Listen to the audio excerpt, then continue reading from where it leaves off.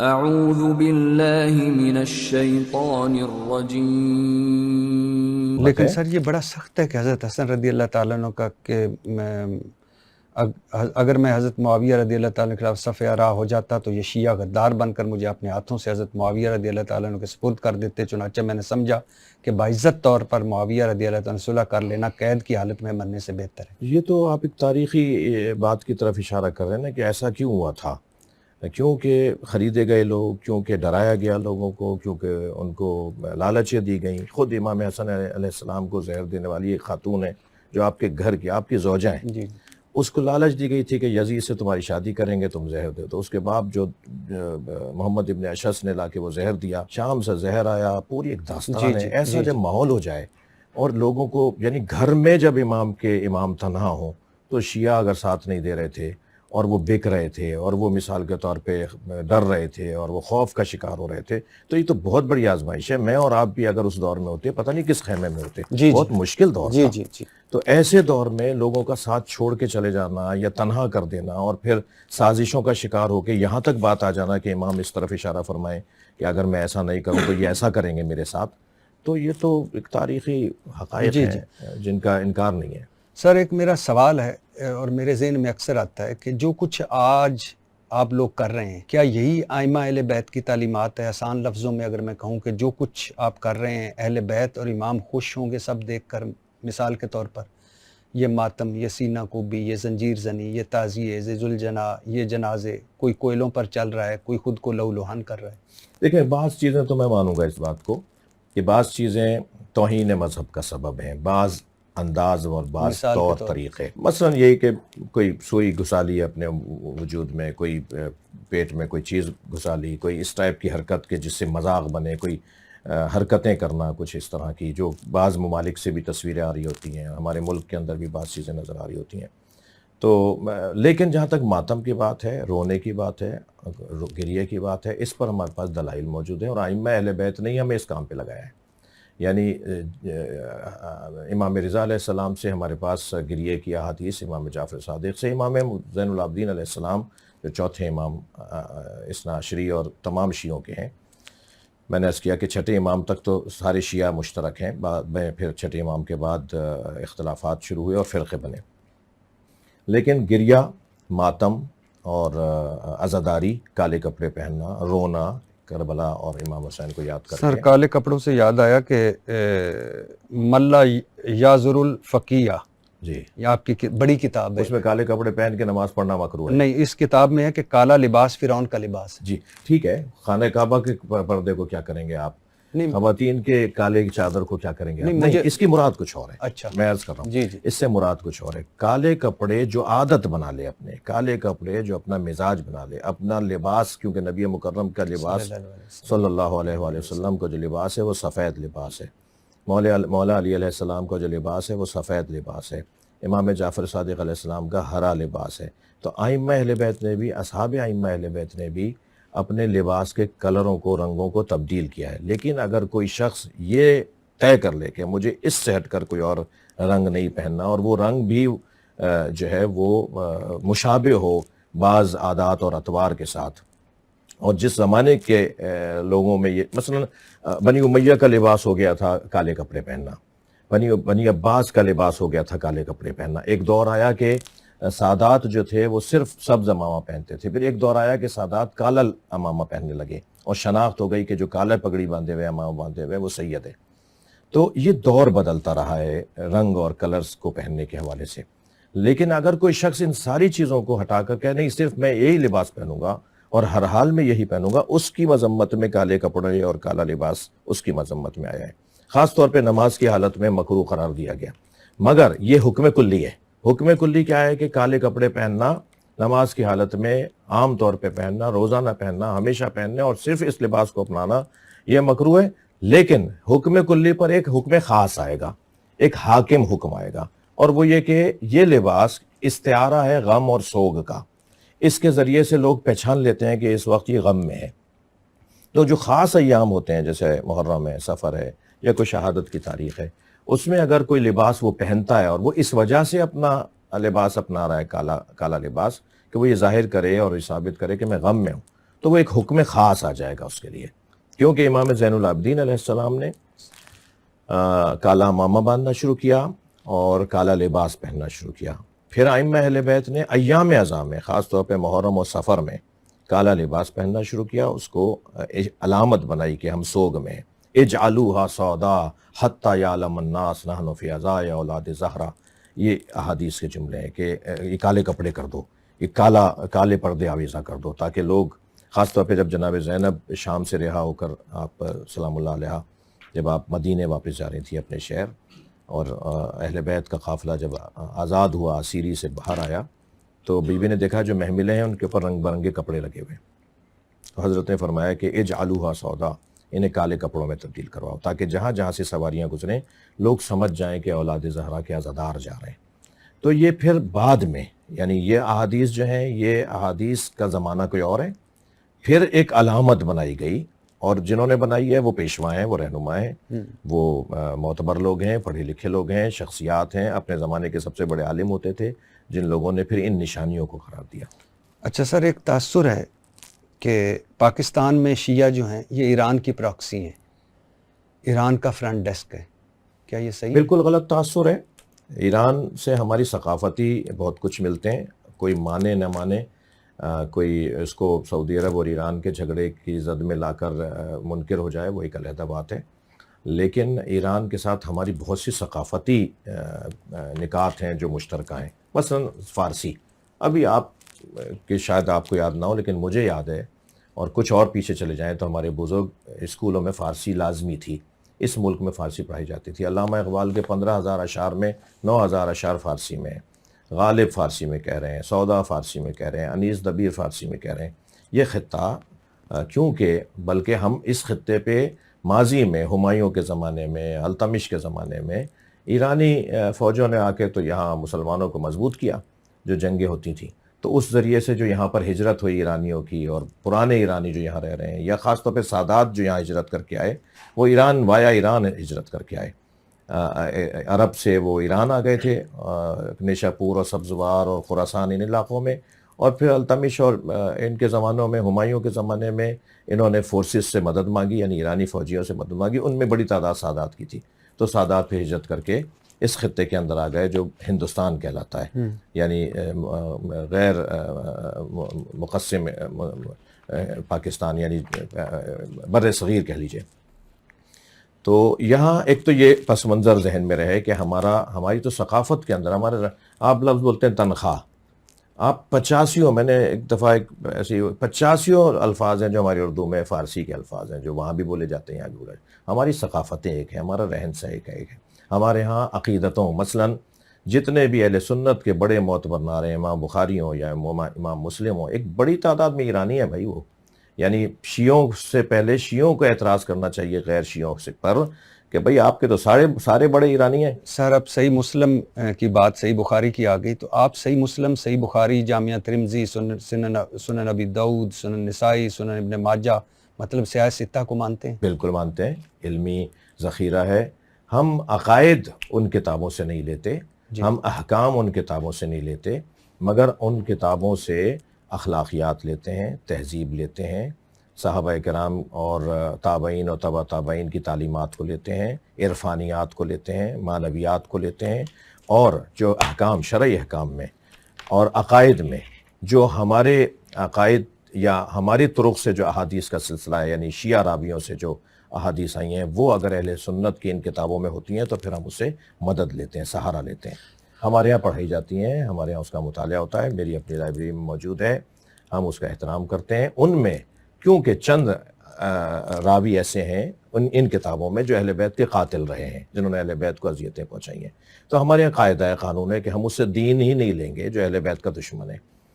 تو وہ پتہ ہے ہمیں، لہٰذا مستدرک صحیحین، فرض کیجئے صحیحین کے اندر جو احادیث مشترک ہیں شیعہ تعلیمات کی روشنی میں اور صحیحین یعنی بخاری اور مسلم کے اندر، ہم نے ان پہ تو کتابیں لکھی ہیں. ایک 10 جلدی کتاب ہے، پچھلے دنوں لکھی گئی ہے، امام جعفر صادق، الامام جعفر الصادق و مذاہب الاربعہ، یہ کتاب ہے 10 جلدی جو شیعوں نے لکھی ہے.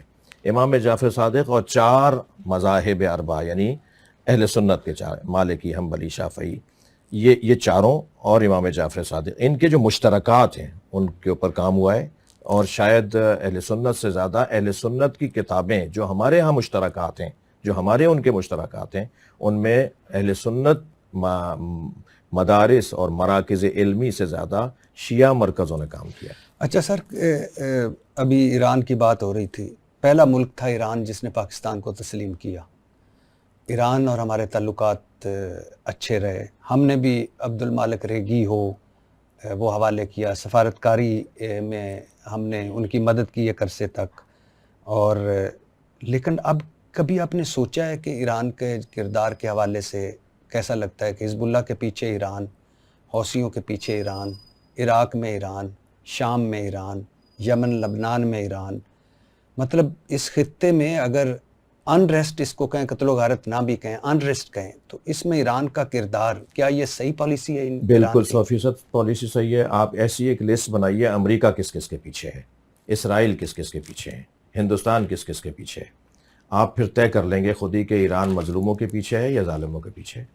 جتنے بھی آپ نے ابھی نام لیے ہیں وہ سارے مظلوم ہیں، ان کی زمینوں پہ قبضے ہوئے ہیں، ان کے بچوں کو مارا جا رہا ہے، ان کے ساتھ زیادتی ہو رہی ہے، ان کے لوگوں کو ان کے وطن سے نکالا جا رہا ہے۔ ایران مظلوموں کے پیچھے ہے، اور کیونکہ مولا علی علیہ السلام کا جو وصیت ہے اس میں جو اہم ترین جملہ ہے حضرت کا، حضرت نے اپنے دونوں شہزادوں سے، امام حسن امام حسین علیہ السلام سے فرمایا، کونا للظالم خصما وللمظلوم ہونا، اے میرے حسن و حسین، میں تم دونوں کو اوصیکما وجمیع ولدی واہلی ومن بلغ کتابی، میں تم دونوں کو، اپنے اہل و عیال کو، اپنے متعلقین کو، جس تک یہ میری بات پہنچے یعنی ہم تک، میں تم سب کو وصیت کرتا ہوں کہ ہمیشہ ظالم سے نفرت کرنا اور مظلوم سے پیار کرنا۔ تو لیکن اگر کوئی کہتا ہے جی آپ ایرانی ایجنٹ ہیں، تو بھائی تم بتاؤ، تم اسرائیلی ہو یا تم تو امریکی اور اسرائیلی ایجنٹ ہونے سے تو بہتر ہے کہ ایرانی ایجنٹ بن جاؤ۔ سر میں یعنی میری مراد یہ تھی کہ ایران کے جتنے بھی آپ نے فرمایا کہ ان ممالک کے اندر ہمیں تو ان کا شکریہ ادا کرنا چاہیے کہ ہمارے دور میں ہم نے اپنی آنکھوں سے اس دور میں ایسا ملک بھی دیکھا جو، آپ نے تو صرف وہ ممالک نام لے دیے نا کہ جو اس طرف کے، آپ کشمیر کی حمایت سب سے زیادہ ایرانی کرتے ہیں، حتیٰ انہوں نے کئی مرتبہ ہندوستان سے معاہدے رد کر دیے کیونکہ کشمیر کے حقوق ضائع ہو رہا تھا۔ جہاں جہاں افغانستان، تعجب ہوتا ہے، افسوس ہوتا ہے، موجودہ افغانستان بھی جو ابھی پچھلے دنوں جو وہاں تبدیلیاں آئیں اور اس سے پہلے جو افغانستان میں جو کچھ ہوا، اس میں سب سے زیادہ نہ کہوں لیکن ایک بڑی امداد ایرانیوں کی رہی ہے، ایک بحیثیت مظلوم، مجبور، غریب ملک ہونے کے ناطے۔ میں اشارہ تناز کروں گا کہ یہ جو حکومت ہے، اس سے پچھلی والی جو حکومت تھی، اس میں باقاعدہ 8 ممالک نے جو طے کیا تھا کہ افغانستان کو بنانا ہے، سنوارنا ہے، سجانا ہے۔ آپ یہ والی باتیں تو مجھ سے زیادہ جانتے ہیں، میرے اشاروں سے زیادہ اصل تک پہنچ جائیں گے۔ اس میں بعض صوبے تقسیم ہوئے تھے کہ 2 پاکستان لے لے، 2 فلاں ملک لے۔ ایران نے بھی اسی طرح افغانستان کو بنانے کے لیے افغانستان کے چند صوبوں کو لیا تھا کہ ہم وہاں کے روڈ رستے بنائیں گے، ہم وہاں اسکول کالج بنائیں گے، وہاں ہم ہاسپٹلس بنائیں گے۔ تو ایران کا یہ عمل جو ہے ہمیں تو فخر ہوتا ہے اس لیے۔ جی ٹھیک ہے، لیکن کیا وجہ ہے سر کہ بلوچستان کی بدامنی کے پیچھے ایران کا کردار ملتا ہے؟ ملا منصور ایران سے بلوچستان میں داخل ہوتا مارا جاتا ہے، کلبھوشن یادیو جو مبارک حسین پٹیل بن کر ایران سے پاکستان آتا ہے، ایرانی آرمی چیف دھمکیاں دیتا ہے پاکستان کو، گوادر کے مقابلے میں ایران بھارت کے ساتھ چاب بہار بندرگاہ کے مل کر چلاتا ہے، یعنی بھارت سے دوستی اور پاکستان سے دشمنی۔ کیا وجہ ہے؟ یہ ٹرن کیسے ہوا؟ جو چیزیں صحیح نہیں ہیں وہ صحیح نہیں ہیں، اور یہی شاید ایک بہترین ثبوت بھی ہو کہ میں پاکستانی ہوں۔ پاکستان کے مفاد کے خلاف ایران ہو، سعودی عرب ہو، افغانستان ہو، ہندوستان ہو، کوئی بھی یا چائنا ہو، جو پاکستان کی سرحدوں کو غیر محفوظ کرے گا، جو پاکستانیوں کو کسی مشکل میں ڈالے گا، ہم اس کے ساتھ نہیں کھڑے۔ اچھا سر، اس سے آگے کہ میں آگے جاؤں، مجھے یاد آ گیا کہ حسن اللہ یاری سے آپ لوگوں کا کیا اختلاف ہے؟ حسن اللہ یاری ایک یوٹیوبر ہیں، ایک مناظر ہیں، مناظرے کرتے ہیں وہ اپنے ٹی وی چینل پہ، جو ان کا یوٹیوب چینل ہے۔ ان سے ہمارا اختلاف موٹا سا یہ ہے کہ وہ نہ صرف سنی شیعہ میں جھگڑا ڈلوا رہے ہیں بلکہ شیعہ میں بھی جھگڑا ڈلوا رہے ہیں۔ یعنی ان کی کبھی کوئی کلپ آپ دیکھیں گے کہ وہ شیعہ مسائل کو ابھار کر اور شدت اس میں ڈال کر اور زبان اور لہجہ اتنا توند اور ترش اپناتے ہیں جس سے دوریاں ہو جاتی ہیں، جس سے نفرتیں ہو سکتی ہیں، جس سے لڑائیاں ہو سکتی ہیں. تو کوئی بھی ہو، دیکھیں ہر شخص کو اپنا موقف بیان کرنے کا حق ہے، وہ اس کو بولنا چاہیے، بتانا چاہیے کیا معلومات ہے اس کے پاس، وہ دینا چاہیے، لیکن زبان اچھی ہو، لہجہ اچھا ہو. لہجے کی خرابی پر تو قرآن کہتا ہے اذا خاطبهم الجاہلون قالوا سلاما، جب آپ سے کوئی جاہلانہ انداز سے بات کرے، بے ادبی اور بدتمیزی سے بات کرے تو اس کو سلام کہہ کے گزر جاؤ، اس سے بات ہی نہیں کرو.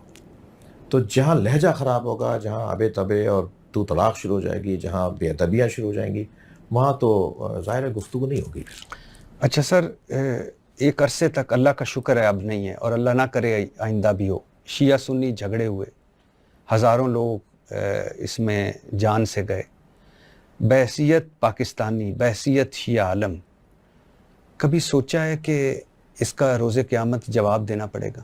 بالکل ایسا ہی ہے. میں تو آپ کی بات میں تائید اور اضافہ کروں گا اور اس بات کو بالا کروں گا کہ سب سے زیادہ تکلیف تو اس مسئلے پر شیعوں نے اٹھائی نا. یعنی ہم نے جنازے سب سے زیادہ اٹھائے. آپ مقدار کے مطابق دیکھیے گا، ریشو نکال کے بات کریں گے تو پھر سب سے زیادہ جنازے ہم نے اٹھائے. مثلا جب اگر ہم اس ملک میں 20 سے 25% ہیں تو 20 سے 25% کے مقدار میں آپ دیکھیں تو انجینئر سب سے زیادہ بے حیثیت مذہب کس کے مارے گئے، ڈاکٹر کس کے مارے گئے، افسران کس کے مارے گئے، مسجدوں میں منبرگاہوں میں دھماکہ کس مسلک کے ہوا، اس کا نقصان تو سب سے زیادہ ہمیں ہوا. لیکن ایک بڑی تعداد ہے جو غیر ذمہ دارانہ گفتگو کرتی ہے، ایک تعداد ہے جو غیر ذمہ دارانہ گفتگو کرتی ہے. ان سے ہم ملاقاتیں کرتے ہیں، ان سے ملتے ہیں، خدا واسطے یہ نہ بولو، یہ تم نے کیا کہہ دیا، اس کے کہنے سے یہ نقصان ہو جائے گا، ایسے نہیں کہتے.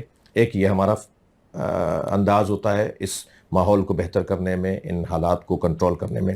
دوسرا انداز یہ ہوتا ہے کہ میں الحمدللہ ان مبلغین میں سے ہوں جو مولانا طارق جمیل کے گھر چل کے جاؤں گا، جو کسی بھی مولانا مفتی تقی عثمانی صاحب کے گھر چل کے جاؤں گا، جاتا ہوں، گیا ہوں. اسی طرح مولانا منیب الرحمان صاحب جب کبھی کسی میٹنگ میں بیٹھیں گے، میں اپنی کرسی چھوڑ کے کھڑا ہو جاتا ہوں کہ آپ میرے بڑے ہیں، آپ یہاں بیٹھیں گے میری جگہ. ممکن ہے کہ پہلے ہم آ گئے ہوں تو سیٹ اچھی ہو، نہیں، سیٹ ویٹ کیا ہے، تو یہ اصل تو تہذیب ہے.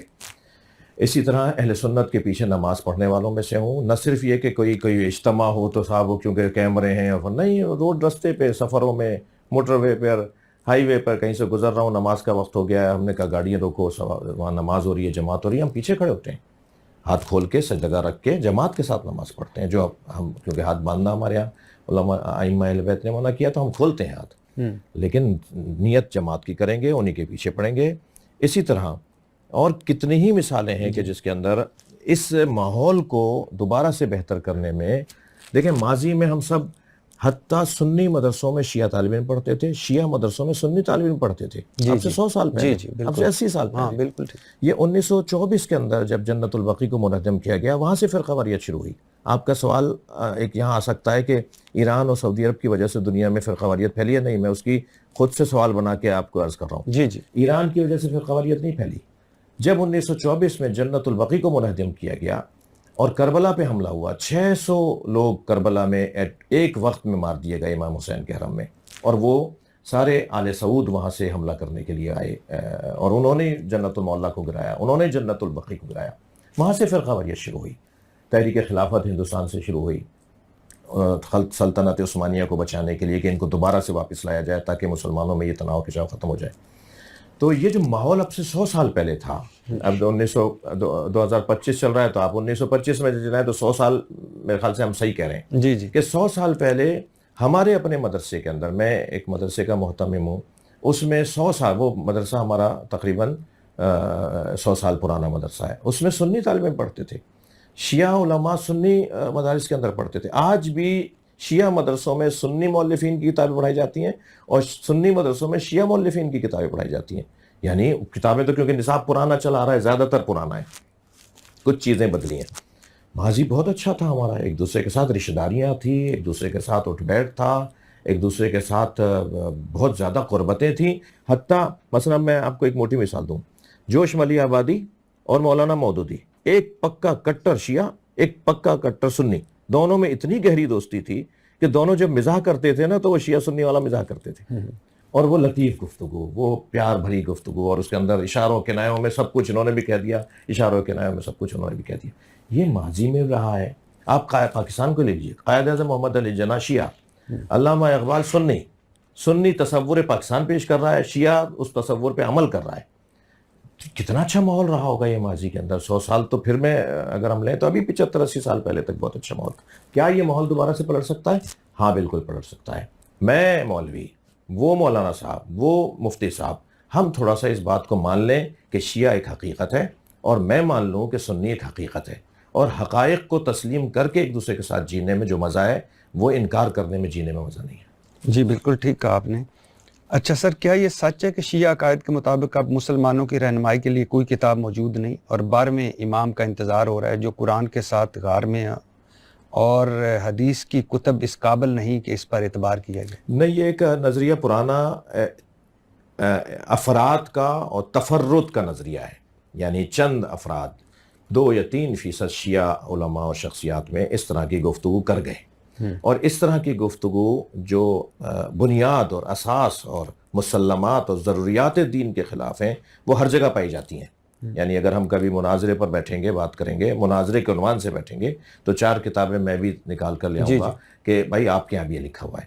لیکن ہم ہرگز اس عقیدے کو نہیں مانتے کہ کوئی کتاب نہیں. قرآن ہماری امام کتاب ہے، ہادی کتاب ہے، رہنما کتاب ہے، اور قرآن میں ایک من اور واو زیادہ اور کم نہیں ہے. وہی تاج کمپنی کا اور چاند کمپنی کا قرآن جو اہل سنت کے گھروں میں رکھا ہوا ہے وہی میرے گھر میں رکھا ہوگا. آپ آئیں، آپ دیکھ بھی سکتے ہیں. وہی شیعہ مسجدوں میں رکھا ہے، وہی سنی مسجدوں میں رکھا ہے. قرآن ہمارا ایک من اور واو بھی کم اور زیادہ نہیں ہے، وہی قرآن ہے 30 پاروں کا قرآن. یہ بالکل غلط ہے کہ کوئی اب ہدایت کے لیے نہیں ہے. نہیں، ہمارے ہاں امام حسن عسکری علیہ السلام سے، کیونکہ دیکھیں نبی نے فرمایا میرے 12 جانشین ہوں گے. ہمارے علاوہ تو سب بند گلی میں کھڑے ہیں، 12 پورے تو کر کے دکھاؤ. ہم 12ویں پہ کم سے کم رکے ہوئے تھے نا کہ 12واں غیبت میں. آپ کچھ دیر کو اس کو آپ کچھ بھی کہتے رہیں. سرکار نے فرمایا مسلمات میں سے ہے، نبی نے فرمایا میرے 12 جانشین ہوں گے، 12ویں پہ قیامت آ جائے گی. اب کسی کے 52 ہو گئے، کسی کے 42 ہو گئے، کسی کے 38 ہو گئے. صرف اثنا عشری ہیں. یہ اثنا عشری کی جو حدیث ہے، لفظ ہے، یہ نبی کی زبان کا لفظ ہے، اور سنی شیعہ نے لکھا ہے اس کو. اور سنی کتابوں کے اندر 12 امام دکھائیں، مگر کہتے ہیں کہ خلفائے راشدین اور غیر. بھائی خلیفہ ہوتا ہے، یہ کیا ہوا راشدین اور غیر راشدین؟ کبھی انبیاء غیر راشدین بھی ہوتے ہیں. جب مقدس نام ہے، خلیفہ ہے، تو وہ راشد ہی ہوگا نا. غیر راشد کیا ہوتا ہے؟ اس کا مطلب ہے آپ 4 غیر راشدین، 2 راشد، پھر 5 غیر راشدین، پھر 1 راشد، کرتے کرتے وہ 12 بھی پورے ہو گئے اور قیامت نہیں آئی. صرف واحد شیعہ اثنا عشری مسلمان ہے جو نبی کے اس دیے ہوئے قاعدے کے مطابق 12ویں پہ رکے ہوئے ہیں. اب وہ جو 12ویں ہیں، ظاہر ہے اللہ کا حکم ہے، اس کا ارادہ ہے، اس کی مشیت ہے. وہ طویل کرنا چاہتا ہے زندگی کو اور انسانی آمد کو اور انسانی معاشرے کو طویل کرنا چاہتا ہے. تو اس نے کیا کیا؟ اس نے 12ویں کو غیبت میں. غیبت کا مطلب یہ ہرگز نہیں ہے کسی غار میں بیٹھے ہیں، چھپے بیٹھے ہیں. یہ جو بعض ہمارے تکفیری افراد اس ٹائپ کے الفاظ بولتے ہیں، کوئی غار میں نہیں بیٹھے ہوئے، وہ ہمارے درمیان ہو سکتا ہے اس وقت یہاں آئے ہوئے ہوں، ہم پہچان نہیں پا رہے. غیبت کا ہمارا مطلب یہ ہے، ظہور کا ہمارا مطلب یہ ہے کہ جب ہم ان کو پہچاننے لگیں گے تو ظہور ہوگا. غیبت کا مطلب یہ ہے ہم پہچان نہیں پا رہے. وہ ابھی بھی ہو سکتے ہیں. ان کی 1150 سال کی عمر ہے اس وقت. جیسے حضرت عیسیٰ اب تک ہیں، کیسے زندہ ہے بھائی؟ حضرت ادریس اب تک زندہ ہے، حضرت الیاس اب تک زندہ ہے، حضرت خضر اب تک زندہ ہے. 4 نبیوں کو تو اللہ نے زندہ رکھا ہوا ہے نا. وہ کیسے زندہ ہے؟ جیسے وہ زندہ ہے ایسے یہ بھی ممکن ہے کہ اللہ کی طرف سے وہ. اور حضرت امام مہدی کے بارے میں تو علماء اہل سنت نے جو کام کیا ہے، وہ میں دعویٰ تو نہیں کرتا میرے شیعہ علماء ناراض نہ ہو جائیں، شیعوں سے کم نہیں کام کیا امام مہدی کے تصور کے اوپر. یہ مہدویت کا تصور کہ آخری زمانے میں مہدی آئیں گے جو حضرت فاطمہ کی اولاد ہوں گے، مولا علی کی اولاد ہوں گے، اور زمین کو وہ عدل و انصاف سے پر کر دیں گے، ظلم و جور کا خاتمہ کریں گے، وہ جو مہدویت کا تصور ہے. آپ کو شاید یاد ہو کچھ عرصہ پہلے اسلام آباد میں ایک تکفیری جماعت کے ایک سربراہ کو مارا گیا تھا، کیسے وہ قتل ہوئے. انہوں نے ایک مرتبہ توہین کی تھی امام مہدی کی، اور کہا تھا کہ غار میں ہے اور وہ یہ ہے، وہ جو انہوں نے کہے الفاظ. تو اس وقت میں سکھر میں مولانا فضل الرحمان صاحب کا خطاب تھا، اور کیونکہ میرا آبائی شہر خیرپور ہے، سندھ کا شہر خیرپور، ہمارے زمیندارہ، ہماری برادری، ہمارا مرنا جینا وہاں عید تہوار پہ ہم وہاں جاتے ہیں. تو سکھر ہمارا ڈویژن ہے، اور ریڈیو پاکستان خیرپور میں ہے، سکھر میں نہیں، کیونکہ خیرپور سے کمشنری کو ختم کر کے، ڈویژن کو ختم کر کے سکھر کو دے دیا گیا تھا. اس کے بدلے میں خیرپور کو 3 چیزیں دی گئی تھیں. ان میں سے ایک ریڈیو پاکستان دیا گیا تھا اور ایک یونیورسٹی دی گئی تھی. اب سکھر والے بھی خیرپور پڑھنے آتے ہیں، یونیورسٹی شاہ لطیف. تو مولانا فضل الرحمان سکھر تشریف فرما تھے، وہاں انہوں نے خطاب کرتے ہوئے ان صاحب کی مذمت کی، اور وہ الفاظ ریڈیو پاکستان کی کیونکہ ٹیم گئی ہوئی تھی وہاں ریکارڈنگ اور کوریج کے لیے، اس میں ایک ہمارے عزیز بھی تھے، وہ ریکارڈنگ بھی لے کر آئے، میں نے اس وقت میں پرانی بات ہے وہ سنی میں نے ان کی۔ مولانا نے فرمایا کہ یہ کیا کیا ہے آپ نے، کیوں آپ اس طرح کے بیانات دیتے ہیں؟ کیا معلوم کہ وہ امام مہدی جنہیں شیعہ مانتے ہیں وہ وہی ہوں جنہیں ہم مانتے ہیں؟ اور کل کو کیا جواب دو گے پھر اللہ رسول کو کہ تم اس امام مہدی کے خلاف بول رہے ہو جو وہی امام مہدی تھے جو شیعوں کے امام مہدی تھے؟ کیونکہ ہمارے ہاں مسلمات اسلام میں سے ہے مہدویت کا تصور، یعنی اہل سنت کیا۔ تو امام مہدی کو غیبت میں اللہ نے رکھنا تھا، آخری دور کو اتنا طویل کرنا تھا جو آزمائشوں کا دور ہے، یہ ہمارا دور۔ تو امام حسن عسکری علیہ السلام نے فرمایا ام الحوادث الواقعہ، جب واقعات اور حادثات اور مسائل تمہیں سامنے آئے تو پھر کیا کرو ایسے ایام میں کہ جب ہم تمہیں ملنے سے میسر نہ ہو، یعنی ہم میسر نہ ہو، تو پھر تم پر واجب ہے فَلِلْعَوَامِ أَن يُقَلِّدُوا، ان لوگوں کی تقلید کریں کہ جو 4 صفات کے حامل ہیں، جو فقہائے امامیہ میں سے ہوں، سائلا لنفسہ ہوں، مخالفا لہواہم، مطیعا لامر مولا ہوں، محافظا لدین ہوں، جن کے اندر یہ 4 صفات جس فقیہ میں یہ 4 صفات پائی جاتی ہوں، دنیا پرست نہ ہو، کرسی کی اسے لالچ نہ ہو، دین کا محافظ ہو، اپنے مولا کا مطیع و فرما بردار ہو، یعنی اللہ رسول اور اہل بیت کا فرما بردار ہو، ایسی شخصیت کے لیے عوام پر واجب ہے کہ اس کی تقلید کریں۔ تو ان ایام میں ہم فقہا کی طرف رجوع کرتے ہیں اور ان سے فتویٰ مانگتے ہیں، ان سے ہم دین سمجھتے ہیں، اور وہ تعلیمات اہل بیت کی روشنی میں، تعلیمات قرآن و حدیث رسول صلی اللہ علیہ وسلم کی روشنی میں وہ فتویٰ عنایت کرتے ہیں۔ جی سر، تو یہ دور ہمارا ہدایت سے خالی نہیں ہے۔ اس دور کے اندر ہم غیبت کے ایام میں فقہائے امامیہ سے دین سمجھتے ہیں اور دین لیتے ہیں۔ سر یہ بھی میں نے بہت ساری آپ کی کتابوں میں دیکھا پڑھا، پچھلے کئی دنوں سے میں آپ کی کتابیں پڑھ رہا ہوں آپ کے پاس آنے سے پہلے، اور کیا یہ سچ ہے کہ امام مہدی حاضر ہو کر جب آئیں گے، ظاہر ہوں گے، ظہور پذیر ہوں گے، تو وہ کچھ صحابہ کو، میں نام نہیں لیتا، صحابہ کو قبروں سے نکال کر حد لگائیں گے؟ دیکھیں کچھ چیزیں جیسے میں نے آپ کو پہلے بھی عرض کیا کہ کچھ کتابوں میں چیزیں ہیں، جی سر، ٹھیک ہے، اور مگر میں اس سے پہلے چاہوں گا کہ وہ جو قرآن لے کر آئیں گے نا، وہ بہت بڑی ایک تہمت ہے، اس کو میں ٹھیک کر دوں۔ جی جی، کہ امام مہدی جب آئیں گے تو قرآن لے کر آئیں گے، قرآن یہی ہے، وہ قرآن لے کر نہیں آئیں گے، وہ تفسیر قرآن لے کر آئیں گے جو مولا علی نے لکھی تھی، سنی شیعہ کتابوں میں ہے۔ میں نے تو ایک ٹی وی چینل پہ جب ایک اہل سنت کتاب دکھا دی اپنے اور دوست بائی کو، دا وے یہ جو ابھی جس کو آپ رد کر رہے ہیں یہ آپ کے شیعہ مورخین نے خود لکھا ہوا ہے؟ نہیں، وہ لکھا ہوا ہے مگر وہ سمجھے نہیں بات کو، وہ سمجھے کہ قرآن لے کر آئیں گے، وہ اب دیکھیں نا، شیعہ مورخین نہیں سمجھے، یقیناً جو غلط سمجھے گا تو غلط کچھ جگہ، تو ہم اس کے اوپر دین تو اپنا مذہب قربان تو نہیں کریں گے کسی ایک فرد کے اوپر، جی غلط سمجھے وہ۔ جی جی، آپ یہ دیکھیں کہ پہلے کیا ہوتا تھا، اعراب نہیں لگائے جاتے تھے، پہلے نقطے نہیں لگائے جاتے تھے، اور نقطے نہ مثلا سبعۃ و خمسۃ و سبعین، خمسۃ و تسعین بغیر نقطوں کے لکھیں ایک جیسا لگے گا، 75 95۔ تو مثلا لکھا جا رہا ہے کہ یہ تفسیر قرآن ہے، اب اگر فرض کریں وہاں تفسیر کا لفظ ہٹ گیا اور یہ قرآن ہے جو امام مہدی کے پاس ہے وہ جو لے کر آئیں گے، نہیں، قرآن نہیں ہے۔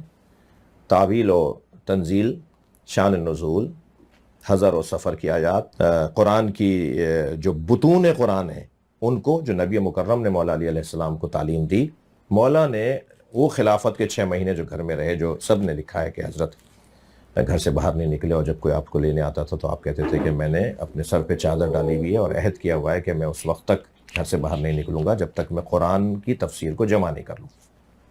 تو آپ نے وہ ایک بوری کی صورت میں، یعنی ایک بڑے گٹھڑ کی صورت میں وہ کاغذ اور وہ جن چیزوں پہ بھی حضرت نے لکھا تھا وہ حضرت ابوبکر کے سامنے لے کر آئے اور فرمایا کہ یہ وہ تفسیر ہے جو مجھے رسول اللہ نے لکھوائی ہے، اس کو آپ عام کر دیں۔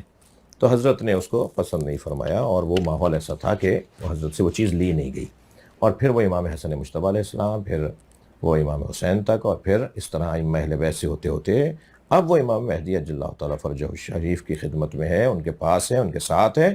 جب آپ ظہور فرمائیں گے تو آپ کہیں گے کہ یہ قرآن تو تھا تمہارے پاس، یہ اہل بیت کی اور نبی کی دیوی تفسیر ہے جو میں تمہارے پاس لے کر آیا ہوں۔ تو وہ جو چیز حضرت لے کر آئیں گے وہ تفسیر قرآن، تفسیر قرآن۔ اور یہ جو کہ امام مہدی آ کر صحابہ کو قبروں سے نکال کر حد لگائیں گے، میں نے عرض کیا کہ کچھ ایسی روایات ہیں کہ جن کا میں انکار نہیں کروں گا، لیکن کیا اس سے یہ مراد ہے کہ امام مہدی آ کر جو مقدسات اہل سنت ہیں، جو مسلمات اہل سنت ہیں، جو اہل سنت اور عالم اسلام کے محترم لوگ ہیں، ان کے ساتھ کوئی ایسا عمل، ایسا فعل انجام دیں گے جس سے کوئی فساد ہو جائے گا، کوئی ہرگز ایسا نہیں ہے۔ اچھا سر، ایک مجھے ابھی آپ بڑی خوبصورت گفتگو کی، لیکن میں جب دیکھتا ہوں کہ ابو لولو فیروز، یہ امیر المومنین حضرت عمر فاروق رضی اللہ تعالیٰ عنہ کا قاتل، ایران میں علامتی مزار ہے، لوگ آتے ہیں، زیارت کرتے ہیں، دعائیں مانگتے ہیں، چڑھاوے چڑھاتے ہیں، منتیں مانگتے پرانی ہیں۔ خبر ہے آپ نہیں سر، اور شیعہ اسے بابا شجاع الدین، ابھی میں آگے کرتا ہوں کہ آگے وہ بند کر دیا گیا، شیعہ اسے بابا شجاع الدین دین کا بہادر سپوت قرار دیں۔ 2010 میں مسلمان علماء کی عالمی تنظیم نے اپیل کی کہ ابو لولو فیروز کا مزار مسمار کر دیا جائے، مگر ایرانی حکومت نے ماننے سے انکار کر دیا۔ کئی شیعہ علماء نے تو کہا کہ یہ امیر المومنین حضرت علی رضی اللہ تعالیٰ کے شیعوں میں سے تھا۔ ابو لولو فیروز کے بارے میں دیکھیں، میں نے اپنے مجمع میں ایک بات کی تھی، ہماری لوگ نہیں سمجھ پائے اس کو، میرے خلاف شروع ہو گئے۔ ابو لولو فیروز کا حضرت عمر کے ساتھ جو معاملہ تھا وہ کوئی اہل بیت کی محبت میں نہیں تھا۔ دیکھیں کچھ حقائق ہیں، اس کو آپ، یہ فورم نہیں ہے، میں بھی نہیں چاہ رہا یہاں ذکر کرنا، کہ احراق باب زہرا کا واقعہ پیش آیا، بی بی زہرا کے دروازے پہ گئے مولا علی کو لینے کے لیے، ایک لمبی داستان ہے۔ تو کچھ حقائق ہیں جن کا بے سر و پیر نہیں ہے، شیعہ کی بعض باتیں، شیعوں کی بعض باتیں ایسے ہی نہیں ہے ہوا کے اندر، کچھ باتیں ہوئی ہیں، کچھ ہیں، اور کتابوں میں، اہل سنت کی ہی کتابوں میں لکھی ہوئی ہیں، اور اہل سنت علماء آج اس کا بھرپور اقرار کر رہے ہیں، بھرپور اقرار کر رہے ہیں۔ یعنی اس وقت جو کیفیات ہیں، میں اس کی طرف نہیں جانا چاہتا کیونکہ میں چاہ نہیں رہا اس طرف جانا۔ جی لیکن جو اہل بیت کے ساتھ نبی مکرم کی رحلت کے فوراً بعد جو خود اہل بیت میں بھی جو بی بی فاطمہ کے ساتھ ہوا، جو مولا علی کے ساتھ ہوا، ان کے بچوں کے ساتھ ہوا، 50 سال کیا دورانیہ ہوتا ہے، 50 سال کی بات تو مجھے کل کسی لگتی ہے، میں 52 سال کا ہو گیا ہوں، مثال تھوڑے دن بعد مجھے لگے گا کل کسی بات ہے، 50 سال تو ایسے گزر جاتے ہیں۔ 50 سال کے بعد پورا کنبہ کاٹ دیا گیا کربلا میں، نبی کا سارا گھرانہ مار دیا گیا کربلا میں، کچھ تو ہوگا نا پیچھے سے چلتا ہوا رہا تھا کہ جو بھی تھا۔ تو یہ والی بات کرنا کہ صاحب یہ یکسر حضرت عمر کے ساتھ ابو لولو فیروز کا جو معاملہ تھا وہ محبت اہل بیت میں نہیں تھا، یہ میں نے ایک تفصیل سے بات کی، ہمارے لوگ نہیں مانے اس بات کو، نہیں سمجھے اس بات کو۔ مغیرہ ابن شعبہ کا وہ غلام تھا ابو لولو فیروز، مجوسی، وہ ان کے پیسے نہیں دے رہا تھا، مغیرہ ابن شعبہ اس کے اجرت نہیں دے رہا تھا، وہ شکایت لے کے حضرت عمر کے پاس آ گئے، حضرت عمر سے انہوں نے کہا، تو حضرت عمر نے ان سے کہا کہ بھئی تمہارا کام کیا ہے، کرنا کیا جانتے ہو، تمہارے مہارت کیا ہے؟ اس نے کہا میں چکیاں بناتا ہوں، مختلف چیزوں کو پیسنے کی چکیاں بناتا ہوں، آج کل کہتے ہیں گرینڈر بناتا ہوں۔ انہوں نے فرمایا میرے لیے کب بناؤ گے؟ تو انہوں نے کہا میں آپ سے کچھ کہہ رہا ہوں، آپ مجھے کچھ کہہ رہے ہیں۔ کہا بھائی تم پہلے بتاؤ میرے لیے کب بناؤ گے؟ تو اس نے یہ سمجھا کہ یہ اپنے دوست کا ساتھ دے رہے ہیں اور میری فریاد نہیں سن رہے، تو اس نے یہ کہہ کے گیا کہ میں آپ کی ایسی چکی بناؤں گا کہ ساری دنیا میں گھومے گی وہ، اور دوسرے دن آ کے اس نے چاقو آپ کے پیٹ میں مار دیا۔ پھر پورا قصہ ہے کہ وہ وہاں سے فرار کر گیا۔ ہماری کتابوں میں جہاں اس طرح کی باتیں جو آپ فرما رہے ہیں، ہماری کتابوں میں اس سے ہٹ کر بھی باتیں جیسے میں کہہ رہا ہوں، جی ٹھیک، تو ہم آن نہیں کرتے۔ جی ٹھیک، اور ہمارے نزدیک، میں ایک موٹا سا جملہ کہوں گا، ہمارے نزدیک مسلمانوں کا شیرازہ اہمیت رکھتا ہے، مسلمانوں کی جلالت اہمیت رکھتی ہے، مسلمانوں کی ابوہت اہمیت رکھتی ہے، جس کی بنیاد پر دسیوں باتیں ہمیں اپنے لوگوں کو سمجھانا پڑتی ہیں، کچھ مان لیتے ہیں، کچھ نہیں مانتے۔ جی اچھا سر، اس سے پہلے کہ میں آگے بڑھوں، ایک تاثر ہے کہ ایران یہاں شیعہ اکابرین اور تنظیموں کو فنڈ کرتا ہے، آپ کو کبھی فنڈنگ ملی ہے؟ آپ کے توسط سے شاید کوئی بھیج دے۔ نہیں، ہرگز ایسا نہیں ہے، کبھی کوئی فنڈنگ نہیں ملی، بلکہ آپ کی دعاؤں سے ہم نے ہی ایران میں پیسے بھیجے۔ اچھا، جب وہاں زلزلہ آیا، جب وہاں سیلاب آیا، تو جیسے اور ممالک میں جب کوئی وہ آتا ہے، کوئی آفت آتی ہے، تو فلاحی اداروں کو یہ کام کرنا ہوتا ہے، کرنا چاہیے بحیثیت انسان۔ تو جب رفسنجان میں ایک زلزلہ آیا تھا تو ہم نے بڑی رقم جا کر دی تھی خانہ فرنگ کے اندر، یعنی کونسلیٹ کے اندر، کہ بھائی ہماری طرف سے بھیج دیجئے۔ اس کے علاوہ بھی کئی مرتبہ ہم نے آج تک ایران سے کوئی، ہاں دیکھیں ہمارے ہاں مرجعیت کا سمجھنے کی بات ہے، آپ کے توسط سے سمجھا رہا ہوں، میں آپ سے بعض باتیں کر رہا ہوں کہ کوئی اور بھی تو سن رہا ہے۔ جی ہمارے یہاں ایک نظام ہے مرجعیت کا، ہمارے ہاں مفتی اعظم پاکستان میں نہیں بیٹھتا، ہمارا مفتی اعظم جیسے مفتی اعظم سعودی عرب میں بیٹھتا ہے، مصر میں بیٹھتا ہے، ایسے ہی ہمارا مفتی اعظم یا عراق میں بیٹھتے ہیں یا قم میں بیٹھتے ہیں، جو ایران کا ایک علمی دینی مرکز ہے، شہر پورا یونیورسٹی ہے، 150 سے زیادہ مدرسے ہیں ایک ہی شہر کے اندر۔ تو ہمارا جو علمی مرکز ہے وہ یا قم ہے یا نجف اشرف عراق، ایک فقی ہمارے وہاں بیٹھتے ہیں، ایک فقی ہمارے وہاں بیٹھتے ہیں۔ ہم یہاں زکوٰۃ اور خمس کی جو ہماری ادائیگی ہوتی ہے وہ ان کی اجازت کے بغیر نہیں کر سکتے، لہٰذا ہم ان کو آگاہ کرتے ہیں کہ بھائی ہمارے پاس یہ زکوٰۃ آئی ہے، وہاں نہیں جائے گی وہ زکوٰۃ، پھر وہ کہیں گے جی بانٹ دیجئے پاکستان میں۔ اچھا ان کے پاس بھی درخواستیں گئی ہوئی ہوتی ہیں، بکھر سے، سکھر سے، لیا سے، خیرپور سے، نواب شاہ سے، تو وہ کہتے ہیں جی نواب شاہ میں ایک ہاسپٹل بن رہا ہے اس کو دے دیجئے، مثال فلاں جگہ یہ ہو رہا ہے، تو وہ ہم اپنی زکوٰۃ اور اپنا خمس جو ہے پاکستان کا ہی پاکستان میں ہی خرچ کرتے ہیں، ٹھیک ہے۔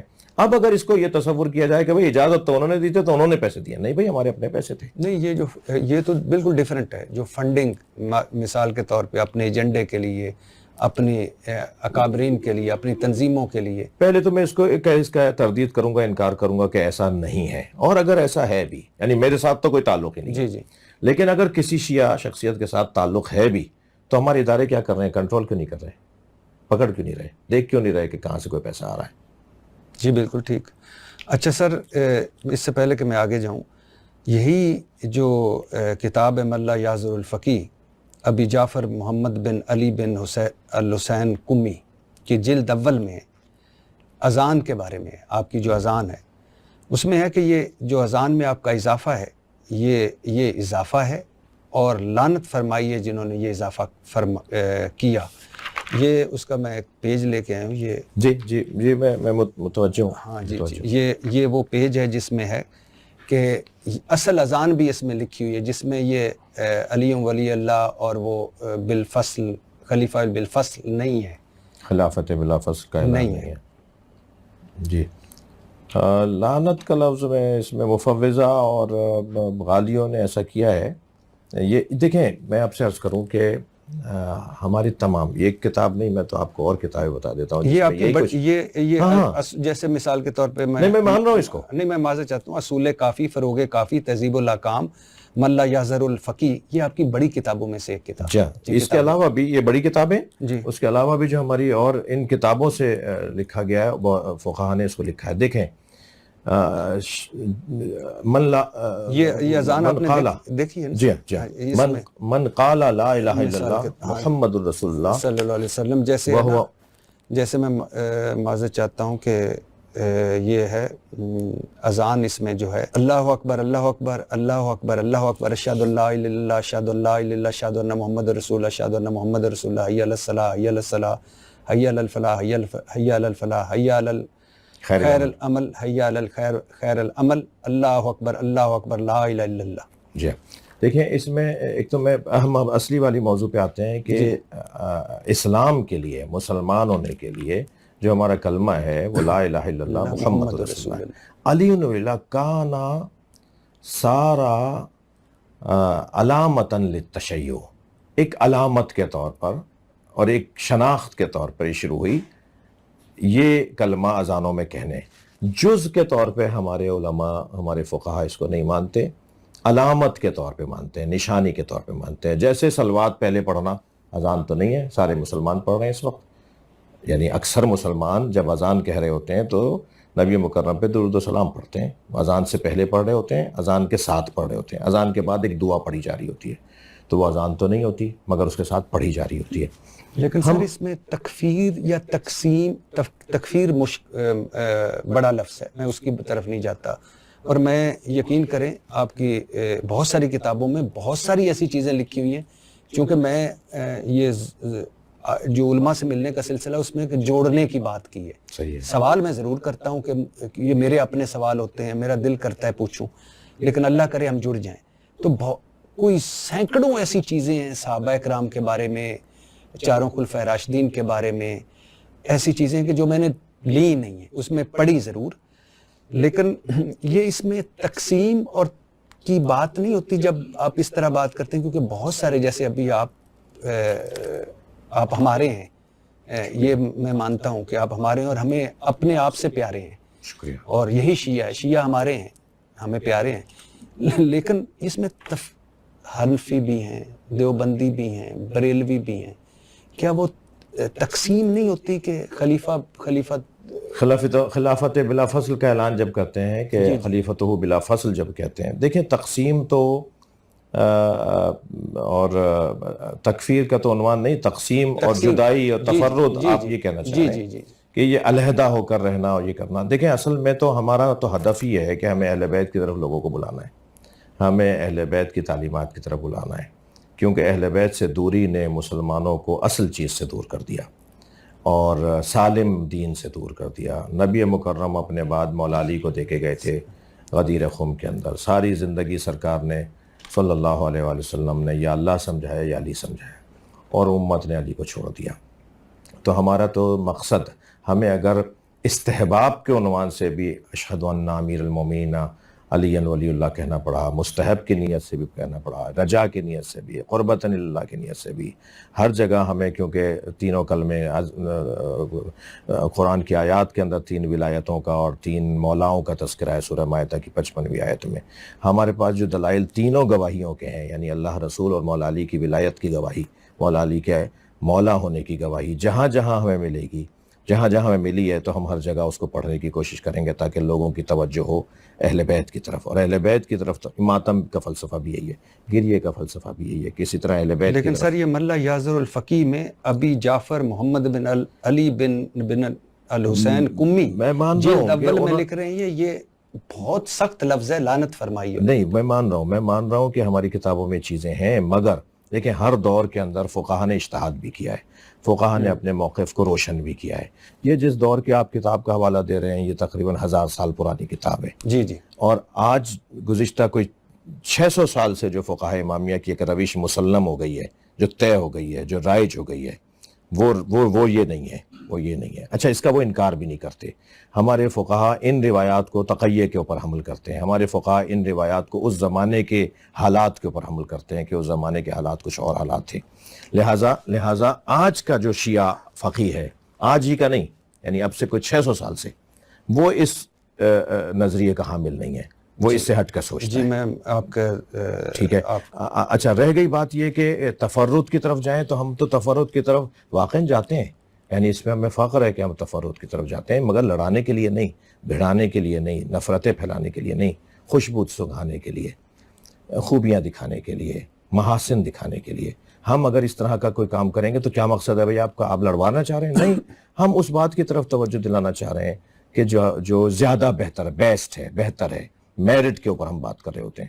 یعنی اغزاکم علی، عالمکم علی، افقاہکم علی، ہر طرح سے علی مولا کے لیے حضرت نے سرکار دو جہاں صلی اللہ علیہ وسلم نے فرمایا کہ میرا علی ایسا ہے. ہم چاہتے ہیں کہ جتنی بھی کمالات اور خوبیاں نبی مکرم صلی اللہ علیہ وسلم مولا علی کی صورت میں دے کے گئے، امت اس کی طرف توجہ کرے. تو اگر ہمیں ایک سہارا بھی مل جائے گا نا، استحباب کا بھی سہارا مل جائے گا، ہم اس سہارے کو لے کر مولا کا ذکر کریں گے. جی میں ابھی ولایت و وصایت کی طرف آتا ہوں، لیکن اسی کتاب کا چونکہ ذکر ہو رہا ہے کہ تو اسی کتاب میں لکھا ہوا ہے کہ تھوک کے ساتھ استنجا جائز ہے.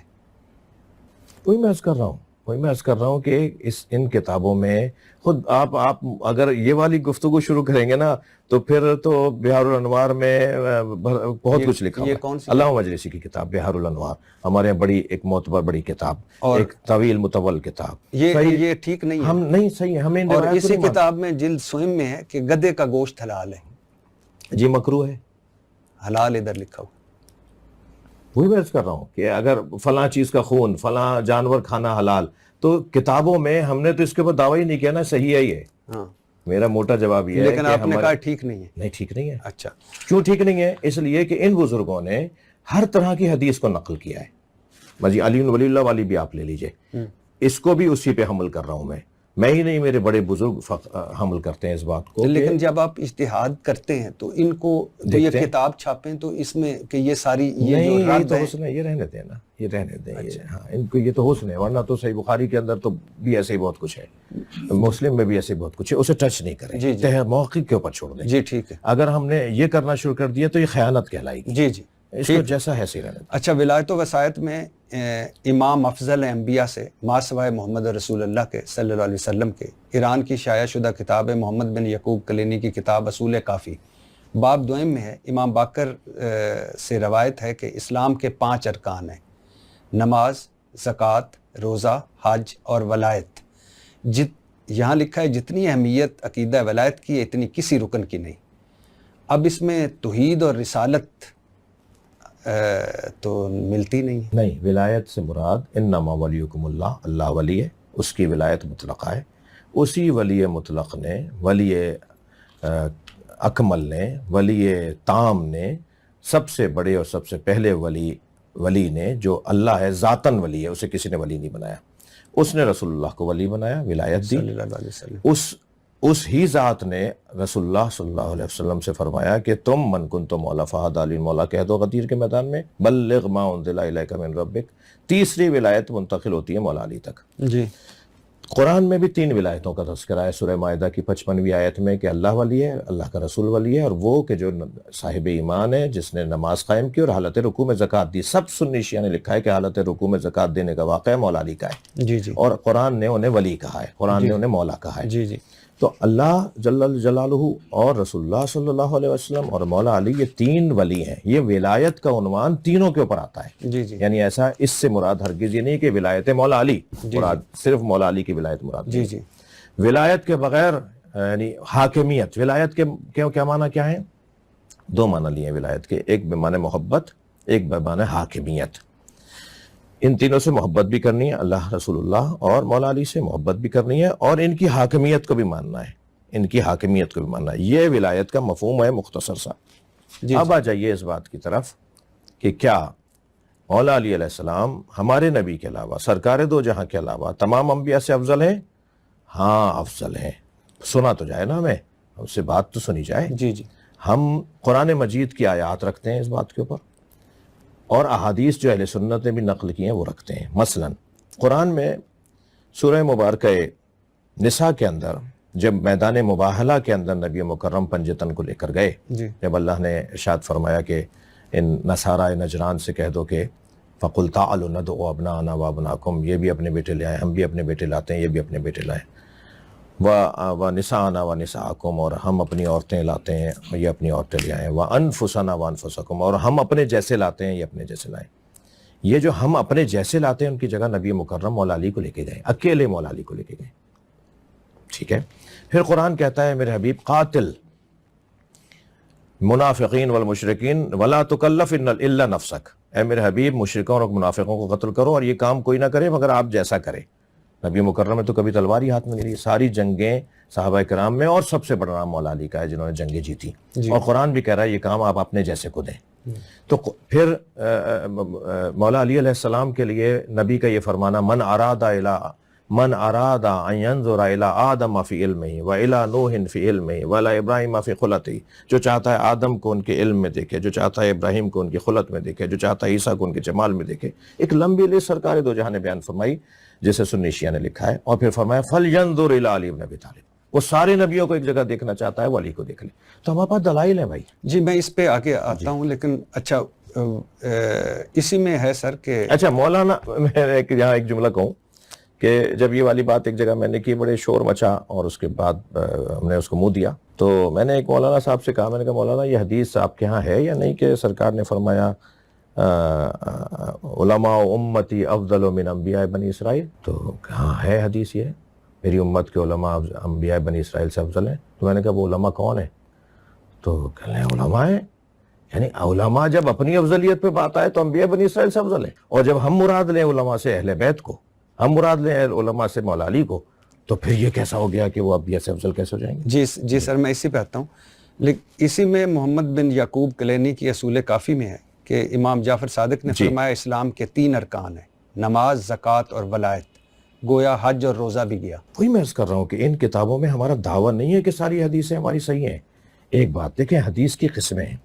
میں آپ سے، آپ کا ادب اور احترام اور آپ کا مقام اور منزلت، میں آپ کا ویسے ہی آپ کی صحافت کی دنیا میں بہت معتقد ہوں جی سر، اور وہ میں نہیں واقعا میں عرض کر رہا ہوں آپ کے میں جو وہ آپ کے اندر جو برجستگی ہے، آپ کے اندر جو ایک کھل کے بات کرتے ہیں نا، وہ مجھے تو، میں اسی ٹائپ کا آدمی ہوں تو مجھے اپنے اچھا لگتا ہے۔ جی جی سر، کیونکہ یہ موضوعات مناظرے کے موضوعات ہیں۔